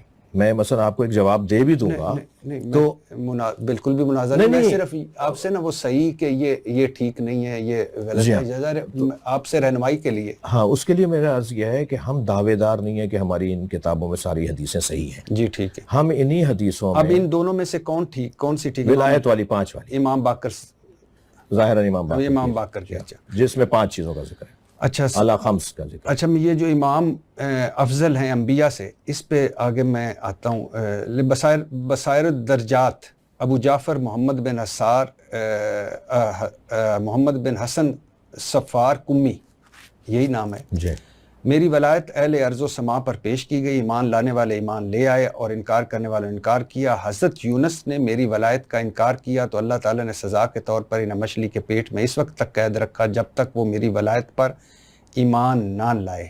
یہ احادیث مشکلہ میں سے ہیں۔ احادیث میں کچھ احادیث ایسی ہیں جن کو سمجھنے کے لیے کچھ اور احادیث کو بھی جوڑنا پڑے گا۔ جی جی، جب بات آ جائے گی کہ مولا علی مولا نبی جیسے ہیں، سوائے اللہ لا نبی آبادی، سرکار نے فرمایا سوائے نبوت کے تم ساری کاموں میں مجھ جیسے ہو، سرکار کی حدیث منزلت جسے کہتے ہیں۔ تو جب مولا علی مولا نبی جیسے ہیں، یعنی مولا سرکار دو جہاں صلی اللہ علیہ وآلہ وسلم جیسے ہیں سوائے نبوت کے، تو بھئی یہ حضرت یونس والی بات تو پھر سمجھ میں آ جائے گی۔ ٹھیک ہے، میں اس پہ پھر وہ آگے چلتے ہیں۔ آیت اللہ ابو الفضل ابن رضا برقی قمی، 1600 صفحات پر مشتمل ہے، تفسیر قرآن ان کی، محدث ہے، مناظر ہے، مفسر ہے، مورخ ہیں۔ وہ لکھتے امام جعفر صادق نے فرمایا کہ حضرت آدم سے لے کر جتنے نبی بھی مبعوث ہوئے سب کے سب دنیا میں واپس آئیں گے اور امیر المومنین حضرت علی رضی اللہ تعالیٰ عنہ کی مدد کریں گے۔ جی ٹھیک ہے، صحیح ہے۔ ٹھیک ہے۔ اچھا، قمی صاحب اپنی تفسیر القمی میں لکھتے ہیں، یہ میں اس لیے کرتا جا رہا ہوں کہ پھر یہ بہت لمبا ہو جائے گا، میں آگے اس پہ۔ امام جعفر صادق نے فرمایا قیامت کے دن امیر المومنین علی رضی اللہ تعالیٰ عنہ کو آواز دی جائے گی، وہ لبیک کہیں گے، پھر باقی تمام ائمہ کو آواز دی جائے گی، پھر شیعہ نے علی کو، اور وہ اپنے اماموں کو کے ساتھ بغیر حساب و کتاب کے جنت میں داخل ہو جائیں گے۔ دیکھیں، جو بغیر حساب کے شیعوں کے داخل ہونے کی روایات ہیں نا، اس کی تفصیل ہے، تشریح ہے۔ وہ شیعہ جو وہ 110 صفات پہ دنیا میں عمل کر چکے ہیں، اب کیا حساب دینا ہے انہیں؟ جنہوں نے وہ 18 صفات پر زندگی گزار کر ہتھیلی پہ انگارے کی طرح ایمان بچایا ہوگا، انہیں اب کیا قیامت میں حساب دینا ہے؟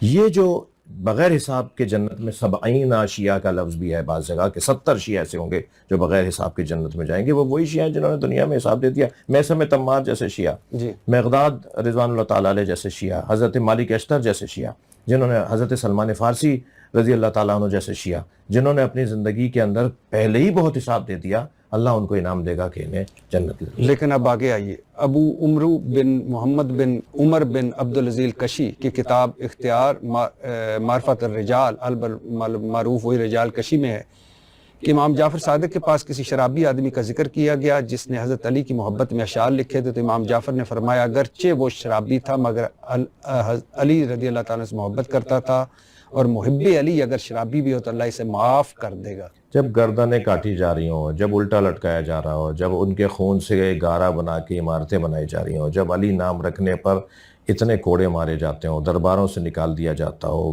بیت المال سے مال بند کر دیا جاتا ہو، حسن حسین نام لکھنا ممنوع قرار دے دیا گیا ہو، جب علی کا نام لینا ہزاروں نمازوں سے افضل، جب علی کا نام لینا سینکڑوں روزوں سے افضل، کیونکہ ایسے نماز روزے کہ جو تمہیں دین کی تظاہر تو دکھاتے ہوں، تمہارا اسلام تو دکھاتے ہو، مگر تمہارے اندر منافقت کو پالتے ہو، تمہارے اندر شیطنت کو پالتے ہو، تم ظاہری طور پہ تم مسلمان نظر آ رہے ہو، اندر تم کافروں سے بھی بدتر ہو۔ تو ایسا بندہ جو ان کرداروں میں کمزور ضرور ہے مگر وہ جرأت کے ساتھ کھڑا ہے، کہا مار دو مجھے، میں علی کا نام لوں گا، کیونکہ علی کا نام لینا موت کے برابر تھا۔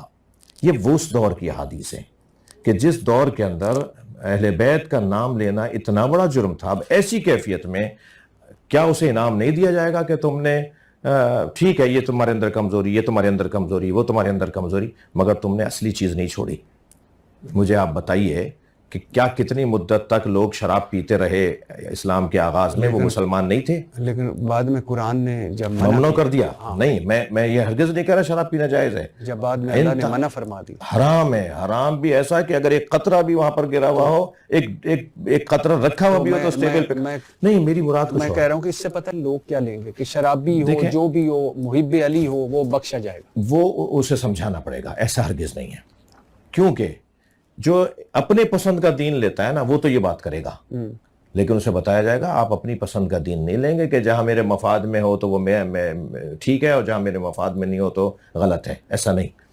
احادیث ائمہ اہل بیت کی کہ جو شخص ہماری محبت پر تکیہ کرتے ہوئے نماز اور روزہ اور عبادات کو ترک کر دیتا ہے اسے ہماری محبت کام نہیں آئے گی، اور جس نے نماز روزہ اور عبادات پہ تکیہ کرتے ہوئے ہماری محبت کو ترک کر دیا ہوگا اسے نماز روزہ کام نہیں آئے گی. تو یہ حدیث بھی ہمارے مگر کیونکہ آپ خاص اس حدیث کی طرف، اس روایت کی طرف اشارہ فرما رہے تھے، تو اس کا جو پس منظر ہے نا وہ حالات ہیں. ٹھیک ہے. ان حالات میں ایک آدمی کا یہی بہت بڑا جہاد ہے کہ وہ اس بد کرداری میں، بدعنوانی میں تو مبتلا ہے مگر اس نے اصلی چیز نہیں چھوڑی. پھر فرمایا جو شخص بھی شہادت حسین بیان کر کے خود بھی روئے اور دوسروں کو بھی رلائے، اس کے تمام گناہ معاف کر دی جاتے ہیں اور اس کے لیے جنت واجب ہو جاتی ہے. بے معرفتنا حدیثوں میں جو یہ جملے آئے ہیں نا، اس میں ایک ناظر اور ایک حاکم جملہ ہے، اور وہ ہے ہمارا حق ادا کرتے ہوئے. ہمارا حق تو یہ ہے کہ ہمیں خوش کرو، ہمیں راضی کرو. نماز، روزہ، حج، زکوٰۃ، اللہ کی عبادات، انسانیت، شریعت کے اوپر عمل، ایک اچھے مسلمان بن کر رہنا اور ہماری محبت کے ساتھ رہنا، یہ ہمارا حق ہے. ہم جو کہہ رہے ہیں اسے مانو. ہم تو یہ نہیں کہہ رہے تم سے کہ تم غلط کام کرو اور پھر صرف ہمارا نعرہ لگا دو تم جنت میں. مطلب صرف رونے رلانے سے جنت نہیں ملے گی. نہیں، معرفت اس کی شرط ہے، ورنہ تو ہندو بھی روتا ہے. میں مجلس پڑھتا ہوں، ایک ہندو کے گھر کی مجلس پڑھتا ہوں. عیسائی بھی ماتم کرتے ہیں امام حسین کا. میں تو دعویٰ نہیں کر سکتا کہ جو اللہ کو، رسول کو نہ مانتا اور نبی کو خاتم نہ مانتا ہو وہ جنت میں چلا جائے گا. میں تو دعویٰ نہیں کرتا. رونا اگر معیار ہے تو اس وقت جو ہے وہ آپ، ہر وہ انسان جس کا دل نرم ہوگا وہ حضرت علی اصغر کے مصائب سنے گا تو رو پڑے گا. وہ تو رونا اگر معیار ہے تو غیر مسلم بھی، میں خود کئی جگہ جاتا ہوں تو یہ معیار نہیں ہے. ہاں، رونا ہماری حق معرفت کے ساتھ، ہماری معرفت کے ساتھ، ہماری اطاعت کے ساتھ جب ہمارے مصائب پہ کوئی گریہ کرے گا تو اس کے لیے جنت راضی. کتاب الکافی ہے، آپ کی معتبر ترین کتاب ہے. اس کتاب کو میں نے جب میں پڑھ رہا تھا تو مجھے پتہ چلا کہ 20 سال میں لکھا گیا. 3 حصوں پر مشتمل کتاب ہے. اصول کافی، فروغ کافی، روضہ کافی. محمد بن یعقوب کلینی اپنی اس کتاب الکافی میں روایت کرتے ہیں کہ امام کو ہر چیز کا علم ہوتا ہے. جب کسی بھی واقعے کے متعلق جاننا چاہے انہیں فوراً معلوم ہو جاتا ہے. نیز ہر امام اپنی موت سے آگاہ اور اس سلسلے میں بااختیار ہوتا ہے جب تک وہ خود نہ چاہے اس پر موت واقع نہیں ہو سکتی. اور امام جعفر صادق مطبوع ایران اصول کافی میں، جو کچھ آسمانوں اور زمینوں میں ہے مجھے سب اشیاء کا علم ہے، جو کچھ جنت دوزخ میں ہے مجھے اس کا بھی علم ہے، اس طرح مجھے گزشتہ واقعات اور ہونے والے واقعات کا بھی علم ہے. بالکل صحیح ہے. صحیح. اچھا. اور کلینی نے امام علی رضا شیعہ آپ لوگوں کے 8ویں امام سے روایت کرتا. ہمارے بھی یعنی قابل احترام ہیں، سب کے 8ویں امام سے روایت کرتے ہیں کہ انہوں نے فرمایا ہم اللہ کے امین ہیں، ہم لوگوں پر نازل ہونے والے مصائب و مشکلات سے آگاہ ہوتے ہیں، ہم شکل دیکھ کر ہی کسی کے مومن یا منافق ہونے کا اندازہ لگا لیتے ہیں. صحیح ہے. صحیح ہے. اب غیب کا علم اور قرآن کیا کہتا ہے؟ سورہ نمل میں ہے آسمانوں اور زمینوں کے غیب کا علم اللہ تعالیٰ کے سوا کسی کو نہیں. سورہ الانعام میں ہے اللہ تعالیٰ ہی کے پاس غیبی امور کا علم ہے، اس کے علاوہ انہیں کوئی نہیں جانتا. اللہ تعالیٰ نے حضرت محمد صلی اللہ علیہ وسلم کو حکم دیا کہ آپ اعلان فرما دیں میں تم سے یہ نہیں کہتا کہ میرے پاس اللہ کے خزانے اور نہ ہی مجھے غیب کا علم ہے، اور نہ ہی تم سے میں یہ کہتا ہوں کہ میں فرشتہ ہوں. سورہ الاعراف میں ہے فرما دیں میں اپنی ذات کے لیے نفع نقصان کا اختیار نہیں رکھتا، مگر جس قدر اللہ چاہے، اور اگر مجھے غیب کا علم ہوتا تو میں زیادہ سے زیادہ منافع حاصل کرتا اور مجھے کوئی گزند نہ پہنچتی. میں اہل ایمان کے لیے بشیر، خوشخبری اور نذیر ڈرانے کے سوا کچھ نہیں. سورہ لقمان میں اللہ کے پاس ہی قیامت کا علم ہے، وہی رحم مادر کے اندر جو کچھ ہے اس کا علم رکھتا ہے. کسی شخص کو علم نہیں کہ وہ کل کیا کمائے گا یا کھائے گا، اور کسی کو معلوم نہیں کہ اسے کس مقام پر موت آ گھیرے گی. بلا شبہ اللہ ہی تمام امور کو جاننے والا اور باخبر ہے. سورہ توبہ میں ہے اہل مدینہ سے کچھ ایسے منافقین ہیں جو اپنے نفاق پر پختہ ہو چکے ہیں، اے نبی آپ انہیں نہیں جانتے، ہم ہی جانتے ہیں. اب میرا معذرت چاہتا ہوں سوال لمبا ہو گیا، لیکن سوال یہ ہے کہ قرآن کہتا ہے کہ غیبی امور کا علم صرف اللہ تعالیٰ کو ہے. آپ کی کتابیں اور آپ امام کہتے ہیں کہ اماموں پر آسمان و زمین کی کوئی چیز مخفی نہیں. قرآن کہتا ہے کہ انبیاء اپنی ذات کے لیے نفع و نقصان کا اختیار نہیں رکھتے. آپ کی کتابیں اور امام کہتے ہیں کہ حضرت علی یا حضرت امام جعفر صادق جہنم کے مالک، جسے چاہیں جنت میں داخل کر دیں، جسے چاہیں جہنم میں. قرآن کہتا ہے کہ موت کے وقت اور مقام کا تعین، بارش کے نزول کا علم صرف اللہ تعالیٰ کو. آپ کی کتابیں کہیں کہ ان تمام امور کا علم اماموں کو. قرآن کہے کہ نبی کو مدینہ میں موجود منافقین کا علم نہ تھا. آپ کی کتابیں کہتے ہیں کہ امام شکل دیکھ کر ہی کسی کے منافق یا مومن ہونے کا اندازہ کر لیتا ہے. دونوں باتوں میں تضاد نہیں ہے، دونوں باتیں ٹھیک ہیں، اور دونوں ٹھیک ہیں. ان کو ہم اس طرح سے سمجھاتے ہیں اس بات کو کہ علم وہ غیب ہو یا ظاہر کا علم ہو، باطن کا علم ہو، دلوں کا علم ہو، انفس میں جو کچھ گزر رہا ہے، ذہنوں میں جو کچھ گزر رہا ہے، اسی طرح جتنی بھی آیات آپ نے پڑھی ہیں وہ اللہ کے عالم بالذات ہونے کے اوپر دلیل ہیں. اور جتنی بھی روایات آپ نے ائمہ اہل بیت کی پڑھی ہیں وہ ان کے عالم بالعطا ہونے پہ دلیل ہیں. یعنی ائمہ اہل بیت کے پاس جو کچھ ہے وہ اللہ کا عطا کردہ ہے. کیونکہ قرآن مجید میں جہاں غیب کے علم سے متعلق پروردگار عالم نے خبروں کے بارے میں فرمایا تو وہ غیب کی ہی خبریں ہیں. ذالک انباء الغیب نوحیہ الیک، یہ غیب کی خبریں جو ہے حبیب ہم نے آپ کے اوپر نازل کر دی. تو جہاں قرآن میں غیب وللہ غیب السماوات والارض، جہاں اللہ کے لیے غیب مخصوص کیا گیا ہے، وہ کیونکہ اس کی ذاتاً عالم غیب ہے. لیکن جو رسول اللہ کے لیے غیب کی خبروں کا اللہ بیان کر رہا ہے وہ اللہ کی طرف سے عطا کردہ عالم بالغیب ہے. ائمہ اہل بیت بھی اسی طرح سے، کیونکہ ہم نے کچھ دیر پہلے کی ایک گفتگو میں عرض کیا کہ مولا علی علیہ السلام نبی مکرم کی تمام صفات کو رکھتے ہیں، سرکار دو جہاں صلی اللہ علیہ وسلم کی، الا لا نبی آبادی، سوائے نبوت کے سارے کمالات رکھتے ہیں. وہ عصمت میں بھی، وہ علم میں بھی، وہ شجاعت میں بھی، وہ سخاوت میں بھی، تمام کمالات جو سرکار دو جہاں کے اندر ہیں. کیونکہ آپ نے اپنے آپ کو اور مولا علی کو ہارون اور حضرت موسیٰ سے تشبیہ دی ہے. وہاں کیونکہ دونوں نبی تھے تو نبی نے کہا صرف فرق یہ ہے کہ تم نبی نہیں ہو. یہ ویسے عبداللہ بن سبا جو تھا وہ بھی یہ اس کی لائن تھی. ضروری نہیں ہے کہ اس نے جو بات کی ہو وہ ساری غلط کی ہوں. وہ خود غلط تھا مگر اس کی ساری باتیں تو غلط نہیں ہوں گی. وہ خود غلط تھا مگر اس کی باتیں سارے غلط نہیں ہو سکتی. ضروری نہیں ہے، کیونکہ بہت ساری باتیں غلط لوگ اچھی باتیں بھی کر جاتے ہیں، تو یہ ضروری نہیں ہے. تو اور ہم عبداللہ ابن سبا سے نہیں لے رہے ہیں، لیکن کیونکہ یہ جو روایت ہے جو حدیث منزلت ہے ہارون علیہ السلام اور حضرت موسیٰ علیہ السلام سے متعلق، یہ تو سنی شیعہ کتابوں میں. عبداللہ ابن سبا ہی کیوں ہم یاد کر کے اس کو دہرائیں گے؟ ہم تو اور علماء کا اس میں حوالہ دیں گے. انبیاء کرام کے پاس، ائمہ اہل بیت کے پاس جو کچھ ہے وہ بالعطا ہے. اللہ کے پاس جو ہے وہ بالذات ہے. تو مسئلہ ہی حل ہے، جھگڑا ہی حل ہے، کوئی اختلاف ہی نہیں ہے. وہ جو کچھ کہہ رہے ہیں یہ ہمارے پاس ہے، یہ ہمارے پاس ہے، یہ ہمارے پاس ہے، یہ اللہ کا دیا ہوا ہے. جی سر، وہ تو اس میں تو کوئی شک نہیں. لیکن قرآن کہتا ہے کہ جیسے اہل مدینہ میں سے کچھ ایسے منافقین ہیں، جو نبی صلی اللہ علیہ وسلم کو مخاطب کر کے، اہل مدینہ میں سے کچھ ایسے منافقین ہیں جو اپنے نفاق پر پختہ ہو چکے ہیں. اے نبی آپ انہیں نہیں جانتے، ہم ہی جانتے ہیں. اور امام کہتے ہیں کہ میں شکل دیکھ کر بتا دیتا ہوں کہ منافق کون ہے اور مومن کون. دیکھیں، وہ جو اللہ کہہ رہا ہے کہ ہم ہی جانتے ہیں، وہ آپ نہیں جانتے، تو اس کا مطلب ہرگز یہ نہیں ہے کہ نبی نہیں جانتے، نبی ذاتاً نہیں جانتے. ہم آپ کو بتاتے ہیں تو آپ جانتے ہیں. ایسے ہی مولا علی علیہ السلام بھی جو فرما رہے ہیں، خود نبی فرما رہے ہیں، جب صحابہ کرام نے آ کے کہا کہ نئے لوگ مسلمان ہو رہے ہیں، ایک بڑی تعداد لوگوں کی مسلمان ہو رہی ہے، ہمیں نہیں اندازہ ہو پا رہا کہ یہ منافقین ہیں یا واقعاً سچے مسلمان ہیں. تو حضرت نے فرمایا کہ ان کے سامنے علی کا ذکر کیا کرو، ان کا چہرہ بتائے گا کہ مومن ہے یا منافق ہے. تو یہ تو مشہور تھا صحابہ کرام میں کہ مولا علی کا ذکر سے چہرے کا رنگ بتا دیتا تھا، پھیکا پن بتا دیتا. علی کا ان کے سامنے ذکر کرتے تھے، ان کا چہرہ بتا دیتا تھا مومن ہے منافق ہے. صحابہ کرام میں مشہور بات ہے. یہ تو نہیں، میں کر رہا ہوں کہ ایک تو یہ قاعدہ بات یہ ہے کہ جتنے بھی علوم ائمہ اہل بیت کے پاس ہیں، خود سرکار دو جہاں کے پاس ہیں، وہ اللہ کے عطا کردہ ہیں. تو پھر مسئلہ ہی حل ہے، جھگڑا ہی نہیں ہے، کوئی اختلاف ہی نہیں ہے. اب اگر ہم کہتے ہیں کہ نہیں اللہ کہہ رہا ہے میرے پاس ہے، یہ کہہ رہے ہیں میرے پاس ہے، تو یہ شرک ہو جائے گا. ان کا عطائی ہے، اس کا ذاتی ہے، مسئلہ حل ہے. سر مجھے پھر سمجھ نہیں آ رہی کہ قرآن کہتا ہے کہ غیبی امور کا علم صرف اللہ تعالیٰ کو ہے. امام کہتے ہیں کہ آسمان اور زمین کی کوئی چیز ہم سے مخفی نہیں. کیونکہ اللہ نے دیے ہوئے ہیں، اللہ نے بتائی ہے ہمیں، اللہ ہمیں بتاتا ہے، ہم پہ فرشتہ نازل ہوتا ہے، ہم پہ غیب سے خبریں آتی ہیں. اماموں پہ فرشتہ نازل ہوتا ہے. قرآن یہ شب قدر میں جو فرشتے نازل ہوتے ہیں وہ کیا ابھی قرآن نازل ہو رہا ہے؟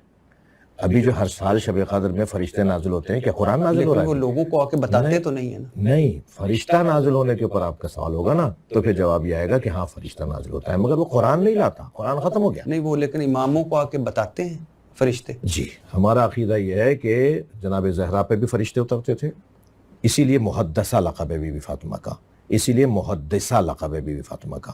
بی بی کے القاب میں ایک لقب ہے محدثہ، اور محدثہ اسے کہتے ہیں جسے فرشتے باتیں کرتے ہیں. لیکن ہمارے یہاں تو ہے نہیں کہ حضرت محمد صلی اللہ علیہ وسلم جو آخری انسان تک کے نبی ہیں، رسول ہیں، ختم ہو گئی وحی ان پر. ہم نے ابھی تو کہا کہ قرآن نہیں لے کے آتا فرشتہ. لیکن وحی کی دو قسمیں ہیں، وحی قرآنی اور وحی بیانی، وحی طبیانی، وحی بیانی، وحی الہامی. شہد کی مکھی پر آج تک وحی ہو رہی ہے، شہد کی مکھی پہ قرآن کہہ رہا ہے کہ ہم شہد کی مکھی پہ وحی کرتے ہیں. یہ جو وحی ہے اس کی قسمیں ہیں نا، یہ سمجھنے کی بات ہے. وحی کی بہت ساری قسموں میں قرآنی وحی ہے اور غیر قرآنی وحی ہے، جس کو الہام کہتے ہیں. اس کے لیے بھی لفظ وحی آتا ہے. اس جو شہد کی مکھی کے لیے قرآن مجید میں لفظ وحی ہے، اوحینا الی النحل، یہ جو نحل پہ شہد کی مکھی پر ہم نے وحی کی اور وہ آج تک ہو رہی ہے، اس کے اوپر وحی نازل ہو رہی ہے، تو یہ کون سے قرآنی وحی تو نہیں ہے نا. تو وحی کے بارے میں تقسیم ہے، وحی کی اقسام ہے. یعنی اللہ کی طرف سے، اب ایک آپ اسی کو لے لیجئے کہ شب قدر میں فرشتے نازل ہوتے ہیں حتی مطلع الفجر، فرشتے امر کو لے کر آتے ہیں روح کے ساتھ حتی مطلع الفجر. وہ تو ہر سال لے کر آتے ہیں. تو کس کے اوپر لے کر آتے ہیں؟ ہمارا دعویٰ یہ ہے کہ اولی الامر پر لے کر آتے ہیں. اولی الامر سے مراد امام معصوم ہے، ہر زمانے کا امام معصوم اولی الامر ہے. ہم حاکم کو اولی الامر نہیں مانتے، یعنی بادشاہ کو، وزیر اعظم کو، صدر کو ہم اولی الامر نہیں مانتے. جو قرآن میں حکم دیا ہے کہ اللہ کی اطاعت کرو، رسول کی اطاعت کرو اور اولی الامر کی اطاعت کرو. ہمارے ہاں اولی الامر سے مراد حاکم وقت نہیں ہے، امام معصوم ہے، ان پہ فرشتہ نازل. تو سر آپ کہ ہے کہ آپ کے نزدیک اماموں کا رتبہ انبیاء کرام سے زیادہ ہے، نبی مکرم کے علاوہ البتہ نبی آخر الزمان حضرت محمد صلی اللہ علیہ وسلم کے بارے میں آپ کا کہنا ہے کہ 12 امام آپ سے افضل نہیں، مگر ان کا مرتبہ آپ سے ادنا بھی نہیں. الا لا نبی بعدی، نبی نہیں ہے. ہاں تو سر اب نبیوں پہ انجیل، زبور، تورات، قرآن، اماموں پہ کوئی نہیں. نبیوں نے کلام کیا اللہ تعالیٰ سے، موسیٰ نے کو طور پہ، حضرت عیسیٰ علیہ السلام کو اللہ تعالیٰ نے وہ عطا کیا مردے کو زندہ کرنا، نبی صلی اللہ علیہ وسلم پہ جبرائیل علیہ السلام آئے. امام کس طرح نبیوں سے افضل ہو سکتے ہیں؟ یہ تو اب رسول اللہ سے پوچھیں نا، اللہ سے پوچھیں کس طرح افضل ہو سکتے ہیں، کیونکہ اللہ نے نبی جیسا قرار دیا ہے مولا علی کو ائمہ اہل بیت. سر جیسا تو وہ نہیں کہ جیسے ہے کہ آپ، میں اور آپ ہیں، تو میں کہتے ہیں کہ آپ، ہم جو دو بیٹے ہیں کسی کے باپ کے، تو وہ کہتے ہیں کہ وہ بھی مجھے تم اکبر جیسے ہو. نہیں، جیسا اس معنی میں نہیں ہے. سرکار نے وضاحت سے فرمایا الا لا نبی بعدی، تمام کمالات میں موسیٰ اور ہارون کی طرح ہم دونوں بھائی. تو پھر ختم نبوت ختم ہو گیا. نہیں، کیوں ختم ہو گیا؟ لا نبی آبادی کافی نہیں ہے یہ کہنا ہے کہ میرے بعد کوئی نبی نہیں ہے. نبوت تو نبی پہ ختم ہو گئی. ختم نبوت سرکار خاتم الانبیاء ہیں. جو نبی کو خاتم الانبیاء نہیں مانتا مسلمان نہیں ہے. اور آپ کو یہ جان کے خوشی ہوگی، جان پتا ہوگا آپ کو کہ جب غلام احمد قادیانی کے ماننے والوں کے خلاف پاکستان میں قرارداد پیش ہوئی تو مولانا اسماعیل دیوبندی شیعہ عالم تھے، جہاں مولانا نورانی میاں نے، جہاں اور اہل سنت علماء نے اس تحریک میں اپنا علمی کردار ادا کیا، وہاں شیعہ 2 بڑے عالموں نے اسمبلی میں بھی اور اسمبلی کے باہر بھی جتنی میٹنگز تھیں، تو قادیانیت کے خلاف اس ملک کے اندر جو کچھ تحریک چلی اس میں 2 شیعہ علماء کا بہت اہم کردار تھا، ایک مولانا اسماعیل صاحب کا اور ایک مولانا حافظ کفایت صاحب کا. یعنی ہم اس ملک میں ختم نبوت کی تحریک کے اندر کسی سے کم نہیں ہیں. یہ بات واضح ہے. یہ جو بات ہے کہ ہم جب ائمہ اہل بیت کے اس رتبے کے اور اس مقام کے قائل ہیں تو یہ کہتے ہیں کیونکہ یہ جو ہے وہ اتنے بڑے مقام اور رتبے کے قائل ہیں تو یہ ختم نبوت کے قائل نہیں ہے. یہ کون کہہ رہا ہے؟ ہم تو سج کے کہتے ہیں کہ لا نبوت آبادی بھی ہے حدیث کے اندر، لا نبی آبادی بھی ہے. میرے پاس کوئی نبی نہیں ہے. ہر زمانے میں ایک حجت خدا ہونا ضروری ہے. یہ سنی شیعہ نے لکھا ہے. زمین حجت خدا سے خالی نہیں رہ سکتی. لولا الحجہ لساخت الارض علی اہلہا. اگر اللہ کی حجت یعنی اللہ کا نمائندہ، اللہ کا سفیر ہر زمانے میں، وَلِكُلِّ قَوْمٍ ہاد انما انت منذر ولکل قوم ہاد، ہر قوم کے لیے ایک ہادی کا ہونا ضروری ہے. تو بھئی ان آیات کو کہاں لے جائیں گے آپ کہ ہر قوم کے لیے جب ایک ہادی کا ہونا ضروری ہے، ہر دور میں ایک اللہ کی طرف سے بنائے ہوئے ہادی کا ہونا ضروری ہے، تو آج کون ہے؟ وہ جو کہتے ہیں کہ نبی صلی اللہ علیہ وسلم آخری انسان تک کے نبی، اب یہ امت کے ذمہ ہے جی کہ وہ آگے ان کا پیغام پہنچائیں. یہ قرآن امت کے یہ اللہ امت کو کے حوالے نہیں کیا، کہیں نہیں ہے کہ امت کے حوالے، کہیں نہ آیات میں ہے کہ امت کے حوالے، نہ حدیث میں امت کے حوالے.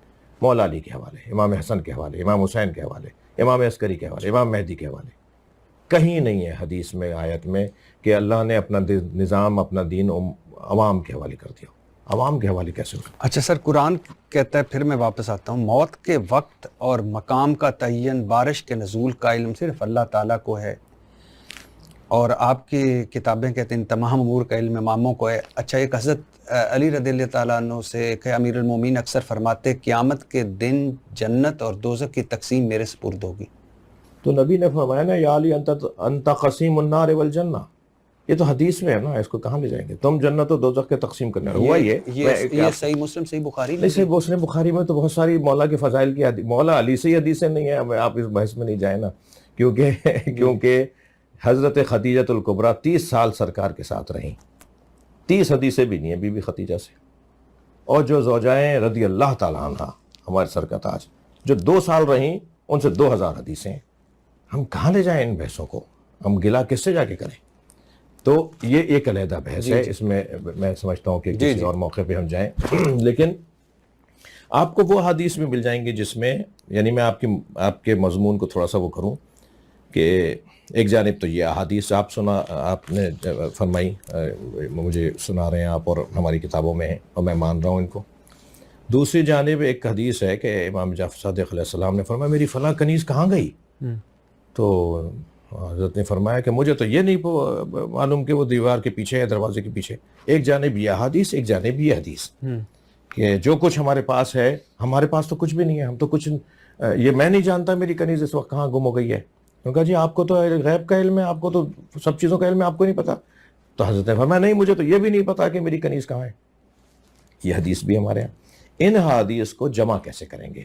ان حدیث کو جمع ایسے کریں گے، ایک جانب جب امام یہ فرما رہے ہیں، امام جعفر صادق علیہ السلام، کہ مجھے تو اپنی کنیز کا نہیں پتا کہاں چلی گئی، اور ایک جانب امام رضا اور امام صادق یہ فرما رہے ہیں، تو ان دونوں کو جمع کیسے کریں گے؟ وہی فارمولہ بنے گا کہ اللہ کا عطا کرتا ہے. میں تو جو جانتا ہوں اللہ کے دیے ہوئے سے جانتا ہوں، اللہ مجھے بتاتا ہے، اللہ کا فرشتہ مجھے بتاتا ہے، اللہ کی طرف سے مجھے الہام ہوتا ہے. اللہ کی اچھا، روحانی اور معنوی موضوعات میں اور عنوانات میں جو اللہ کی خاطر 40 صباحاً یا لیلاً من اخلص للہ 40 صباحا، جو 40 دن تک صرف اللہ کی خاطر گزارے اپنے اوقات کو، اپنے ایام کو، تو ہم اس کے لیے بہترین حکمتوں کو قرار دیتے ہیں. اس کی زبان سے ہم حکمتوں کو جاری کرتے ہیں، اس کی زبان سے ہم اپنا علم جاری کرتے ہیں. اس کی زبان لسان اللہ ہو جائے گی، اس کی آنکھ عین اللہ ہو جائے گی. یہ سنی شیعہ کی کتابوں میں جو اپنے آپ کو ختم کر دے اور اللہ پر اپنے آپ کو مٹا دے، یعنی فنا فی اللہ ہو جائے،